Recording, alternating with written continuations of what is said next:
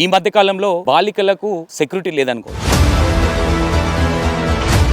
అంటే ఇన్ని శిక్షలు పడతా ఉన్నా, ఇంతగానం సీరియస్ గా పోలీస్ డిపార్ట్మెంట్ తీసుకుంటా ఉన్నా, ఇలాంటి దుండగులు, ఇలాంటి చెత్తనా కొడుకులు అన్ని చెత్త పనులు చేసుకుంటూ ఈరోజు ఒక 12 సంవత్సరాల అమ్మాయిని, మనకు తెలిసిందే, అమ్మాయిని నమ్మించి ఇక్కడ ఏదైతే ఈ థర్డ్ ఫ్లోర్, ఈ అపార్ట్మెంట్ లో థర్డ్ ఫ్లోర్ నుంచి మొన్న 6వ తారీఖు నాడు ఈ పాప హాలిడేస్ అంటే వాళ్ళ తాతగారు ఇక్కడ ఉంటారు వాచ్మెన్ గా, వాళ్ళ పేరెంట్స్ వచ్చేసి తల్లంపాల్లో ఉంటారు. అయితే ఈ పాప ఏంటంటే హాలిడేస్ కాబట్టి వాళ్ళ తాతగారి ఇంటికి ఒక 10 days స్పెండ్ చేద్దామని వచ్చింది. అతను రోజు యాక్చువల్గా అమ్మాయిని చూస్తుండే వెళ్ళిపోతాడు. అయితే ఒక 2 సార్లు కూడా అమ్మాయిని మామూలుగా బుగ్గ మీద టచ్ చేసుకుంటుంది. చిన్న పాప కదా, ముద్దు వస్తుంది కదా అన్నట్టు ఎవరో టచ్ చేశారని అనుకుంటారు. వాళ్ళ మమ్మీకి కూడా చెప్పింది, ఇట్లా సార్ ఇట్లా అన్నాడు అని చెప్తే, చిన్నపిల్ల కదా ఎవరో ముద్దు చేసి ఉంటారులే అని అనుకున్నారు వాళ్ళ పేరెంట్స్. అయితే ఆ తర్వాత ఏం జరిగిందంటే మొన్న రీసెంట్గా మళ్ళీ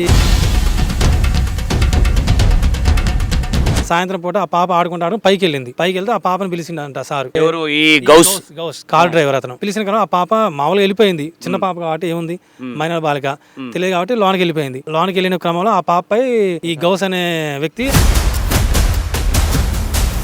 అంటే ఈయన ఒక పొలిటికల్ లీడర్ దగ్గర డ్రైవర్ గా పనిచేస్తా ఉన్నాడని తెలుస్తా ఉన్నది, మనకు తెలిసిన సమయం. అంటే ఈయన తండ్రి వయసు మాక్సిమం గౌస్ వయసు ఎంత ఉంటుండొచ్చు? 50, 45, 50 మధ్య.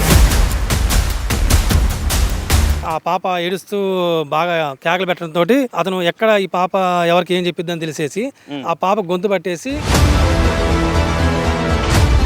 ఇలాంటి వాళ్ళకి ఎలాంటి శిక్షలు పడితే బాగుంటది? అసలు ఎలాంటి అంటే కఠినమైన చర్యలు తీసుకున్నా ఇలాంటి సంఘటనలు ఆగట్లేదు. ఇలాంటి మైనర్ బాలికల మీద ఇలాంటిది జరిగినప్పుడు వెంటనే నడి రోడ్లో ఉరిదీయాలి. ఒక తెలుగు అమ్మాయి కాబట్టి ఈ రోజు దీన్ని పెద్దగా ఏం పట్టించుకోవట్లేదు అనిపిస్తా ఉంది. అదే ముస్లిం సామాజిక వర్గానికి సంబంధించిన ఇష్యూ ఏదన్నా అయితే దాన్ని చాలా పెద్దగా చేసి, అదే ఇప్పుడు ముస్లింస్ అమ్మాయిలు మేము కూడా చేస్తే వాళ్ళు ఊకుండే వాళ్ళు కాదు, తిరగబడే వాళ్ళు. మాకు కొంచెం యూనియన్ సరిగా గట్టిగా లేకపోవడంలో మేము కొంచెం ఇదిగా ఉన్నాం. Hi hello, welcome to E960 TV. నేను మీ సంతోష్.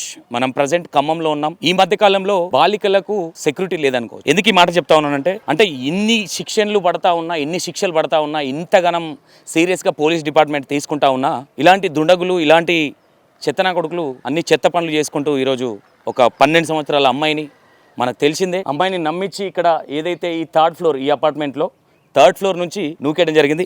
వాస్తవంగా ఇక్కడ ఎవరైతే ఆ పాప ఎవరైతే ఉన్నారో ఆ పాప వాళ్ళు ఇక్కడ వాచ్మెన్కి ఉంటారని చెప్తా ఉన్నారు.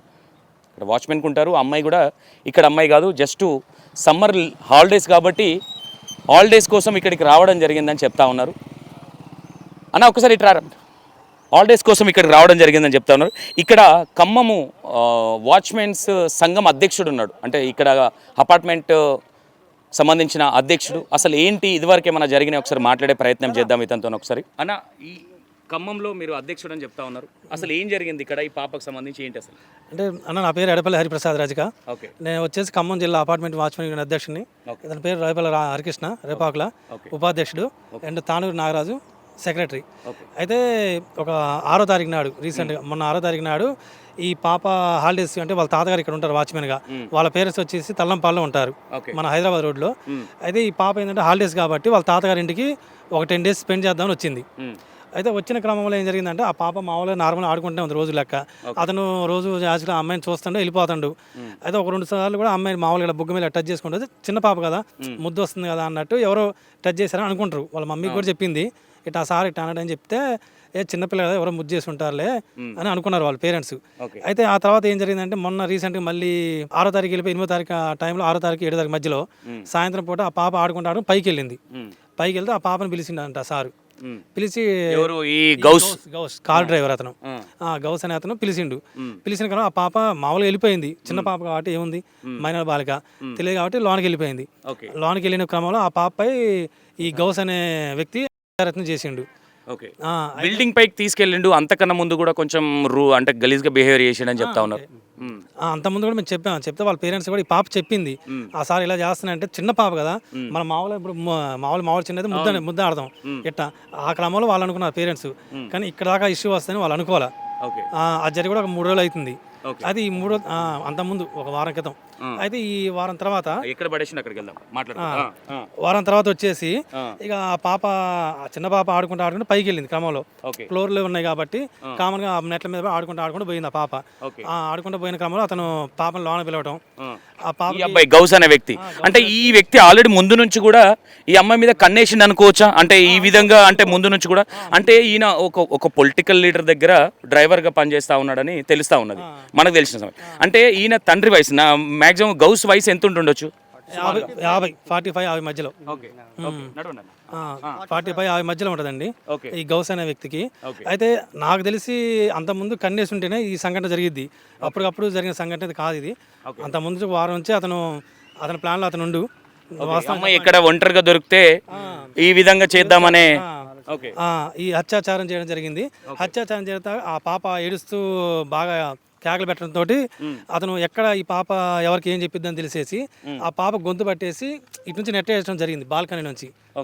బాల్కనీ నుంచి బయట బలవంతంగా నెట్టేసరికి అక్కడున్న రాళ్ళు, కంకర రాళ్ళు ఇవన్నీ ఉన్నాయి అక్కడ. మన ఇంటికి సంబంధించిన బునాది రాళ్ళు ఇవన్నీ అల్లం ఉంటాం ఆ చెత్తల్లో. ఆ పాప రాళ్ళ మీద పట్టడంతో 2 చేతులు ఇరిగిపోయాయి అండ్ 2 కాళ్ళు ఇరిగిపోయాయి, వెన్నుపోసి ఇరిగిపోయింది. ప్రస్తుతం పాప పరిస్థితి వచ్చేసి చాలా సీరియస్ కండిషన్లో ఉంది. అంటే ఇంతకుముందు ఈ గౌస్ అనే వ్యక్తికి ఇంతకుముందు కూడా ఇలాంటి చరిత్ర ఉందా? అంటే ఇదివరకు ఏమైనా కేసులు కానీ ఏమైనా ఉన్నాయా ఏంటి అసలు? అది మనకి వ్యక్తిగతం తెలియదండి. అయితే ప్రజెంట్ అయితే అతన్ని అరెస్ట్ చేయడం జరిగింది. అతని మీద పోక్సో కేసు పెట్టడం కూడా జరిగింది. ఓకే, ఒప్పుకున్నాడా? గౌస్ ఒప్పుకున్నాడు చేసిన అని, ఆ నేరాన్ని అంగీకరించడని చెప్తా ఉన్నారు, నిజమేనా ఇది? అది మనకి ఇంకా రాలేదని మాకు తెలీదు. ఇంకా బులెటిన్ కూడా రాలే మరి మీడియాలో కూడా, మనకు కూడా తెలియదు దాని గురించి. ఓకే, ఈయన ఎక్కడ వ్యక్తి? గౌస్ అనే వ్యక్తి ఎక్కడ వ్యక్తి? ఇక్కడ ఖమ్మం స్థానిక వ్యక్తేనా?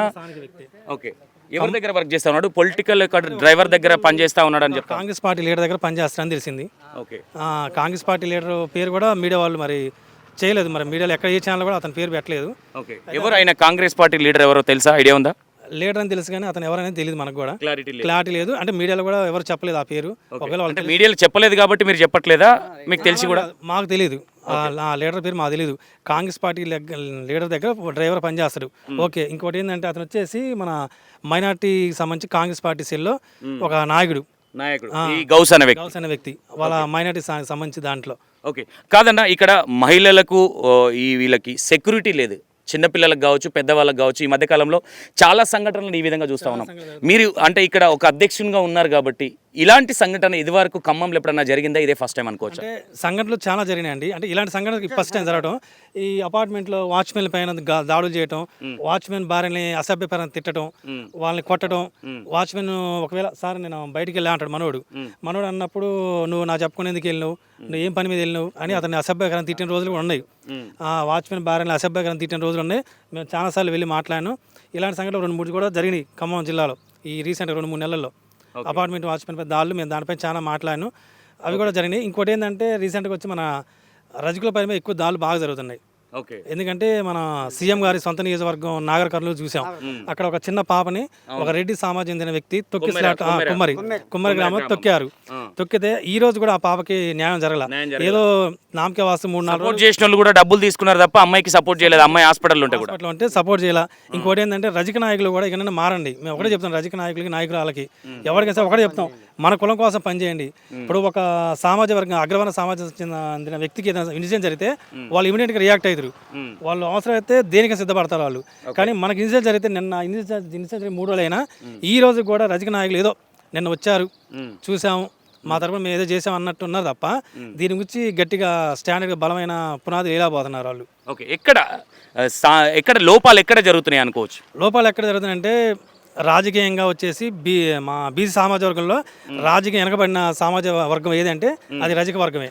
అది ఎంత అడుగును పడిపోయింది అనేది వాళ్ళకి తెలియట్లేదు. ఇప్పుడు ఇంకోటి ఏంటంటే రజక నాయకులు కూడా ఇప్పుడు ఒక నాయకుడికి పరిచయం చేసుకోవడం, ఆ నాయకుడితో సత్సంబంధం ఏర్పరచుకోవడం, ఈ తర్వాత ఈ కులాన్ని పక్కన పెట్టడం, నా పక్కన ఇంత ఉంది అంత ఉంది సపోర్ట్ చేసి ఇంత ఉందని చెప్పుకోవడం తప్ప వాళ్ళు దాని తప్ప కులాన్ని బేస్ చేసుకొని పైకి లేపుదాని ఆలోచన వాళ్ళు కూడా లేరు. ఎవరో ఒకరిద్దరు ముందుకు వస్తున్నారు సంఘాలలో, ఆ 2-3 వచ్చిన టైంలో వీళ్ళు తొక్కేస్తున్నారు.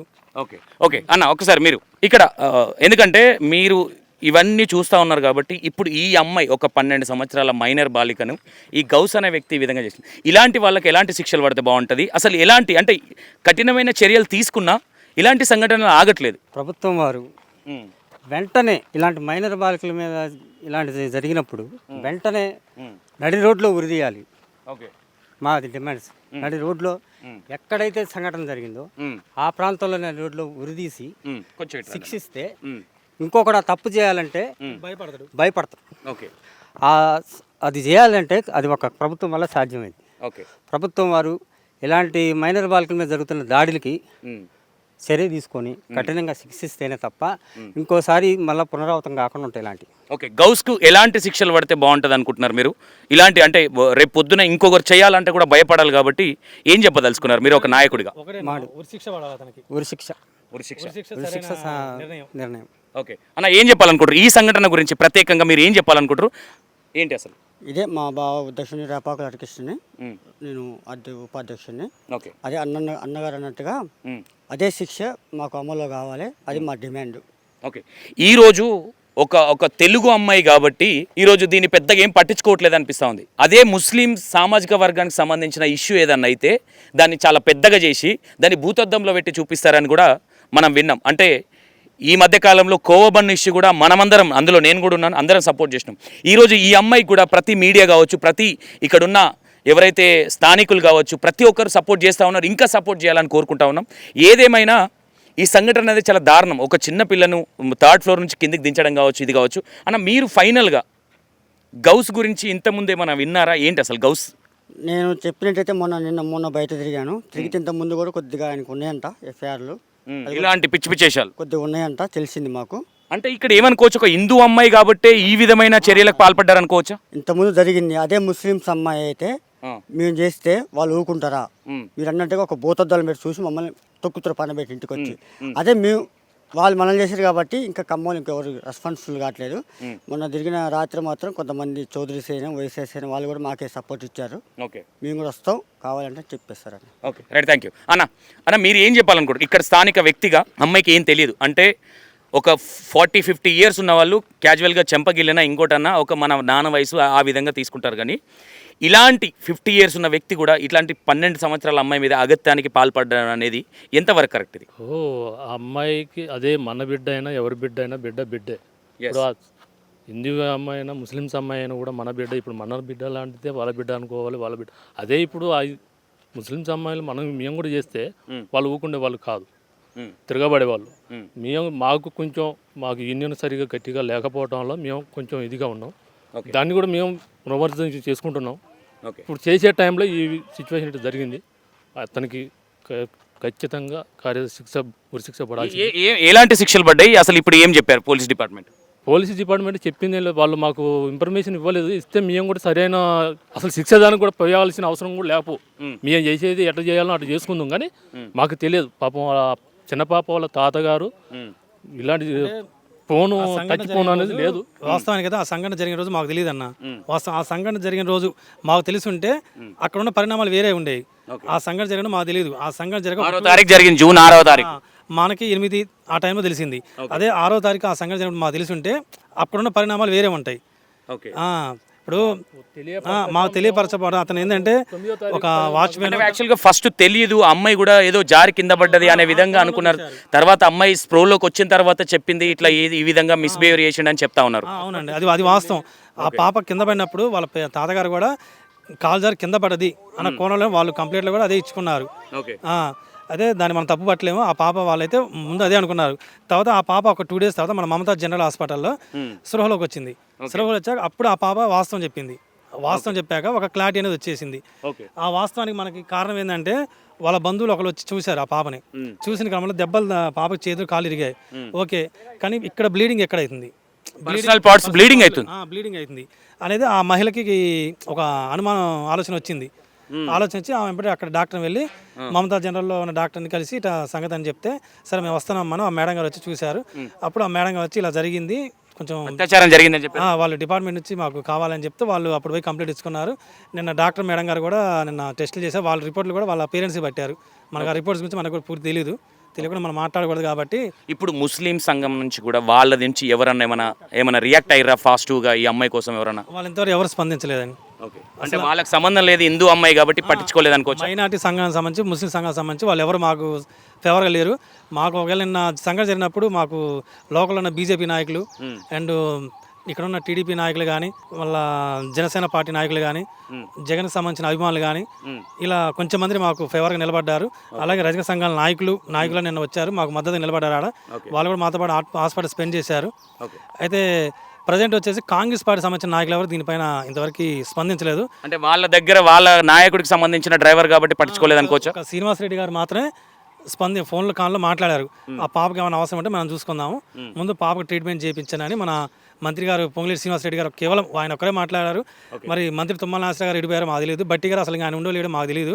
ఎందుకంటే సంఘటన జరిగి ఆయన వాళ్ళ జిల్లాలో మంత్రులు ఉన్న వాళ్ళ జిల్లాలో వాళ్ళ ఖమ్మం నగరంలో ఈ సంఘటన జరిగితే మరి బట్టి విక్రమార్క అండ్ తుమ్మల నాగేశ్వర గారు కానీ స్థానికంగా నేను నాయకుడు తిరుగుతున్నాడు మన తుమ్మల యుగంధర్ గారు, సరే వారి దృష్టికి వెళ్ళపోవచ్చు. ఒకవేళ వెళ్ళుంటే కఠినంగా వాళ్ళు కూడా దీన్ని ఖండించాలి. కానీ ఇంతవరకు వాళ్ళు ఎవరు దాని గురించి మాట్లాడలేదు. స్థానికంగా ఉన్న కాంగ్రెస్ పార్టీ నాయకులు కూడా దీని గురించి ఇంతవరకు మాట్లాడినట్టు మాకు ఎక్కడ కనపడలేదు. ఓన్లీ ఒక మాట్లాడింది ఎవరయ్యా అంటే BJP and Janasena, TDP, BRS party వాళ్ళు. ఇంకా దీనికోసం ఫైట్ ఎక్కువ చేసింది ఎవరంటే బీఆర్ఎస్ పార్టీలు బాగా చేస్తున్నారు. అజయ్ కుమార్ గారు డైరెక్ట్గా వాళ్ళ కుటుంబ సభ్యులతో ఫోన్ కాంటాక్ట్లో మాట్లాడారు.